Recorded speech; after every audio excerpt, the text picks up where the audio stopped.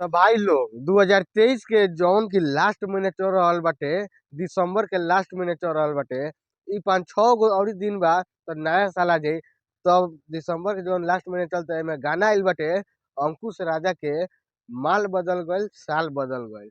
उ गाना इतना नइखे निमन, वही से अभी चल रहल बा ट्रेंडिंग में, लेकिन कुछ दिनों पेंडिंगों में आ जाई। घोड़ा के चाल बदल दो, साल बदल गई, माल बदल दो, साल बदल गई, माल बदल। आइए देखते हैं बैठचंद मजा आएगा।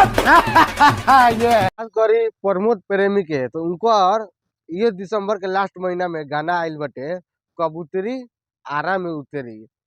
गाना यो ठीक ठाक अभी चल रहल बा, लेकिन हमरा तो इतना नहीं के बुझात कि गाना चली काहे जे अभी के लास्ट महीने में सिंगर के कुछ बुझाता कुछ गा देता सर, वही से गाना अभी ठीक ठाक चल रहल बा, लेकिन आगे के जन चली कि नहीं हम नहीं जाना।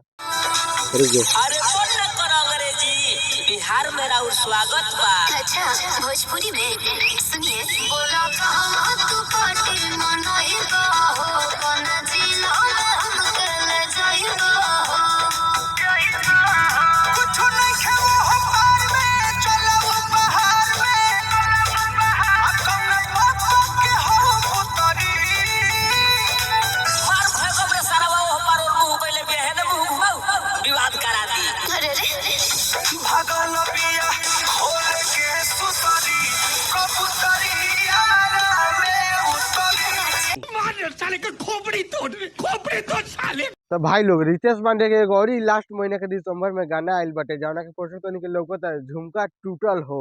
तो भाई लोग तनी के बता दी हम कि जितना भी दिसंबर के लास्ट महीने में गाना होते नु इ कोनो गाना ना चली, काहे जे लास्ट महीना में अपन अपन गाना फेमस करे के चक्कर में आ कोई सोनो गाना लिया देते झुमका टूटल हो तो माल बदल गल हई हो, वैसे ही सब ना चली।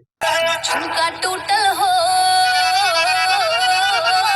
झुमका टूटल हो, रात सुनिया संग तकरार में झुमका टूटल। प्रमोद प्रेमी के गौरी गाना आइल बटे बेवफाई के अवार्ड लेके जाई, यू गाना ना चली, लेकिन तो आई बत भाई लोग जाके सुन लगन काहे जे जो लास्ट महीने में गाना वाला उ ना चलेला। पूछबो ना अब सहु हमरा रुचबो ना,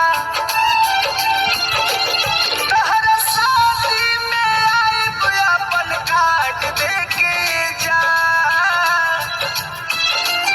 तहरा शादी में आइब अपन कार्ड देके जा।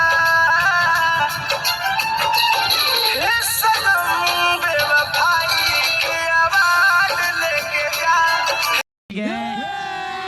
अब बात करी super duper star Neel Kamal Singh के बारे में, तो इनकरो गाना आइल बटे कुंवारे रहब। तो इनकर गाना अभी के फिलहाल में खूब चलल ह, लेकिन ई गाना हमरा 100% में तो 100% बा ई गाना ना चली कुंवारे रहब, काहे जे दिसंबर के लास्ट महीने में के गाना एको गो ना चलेला।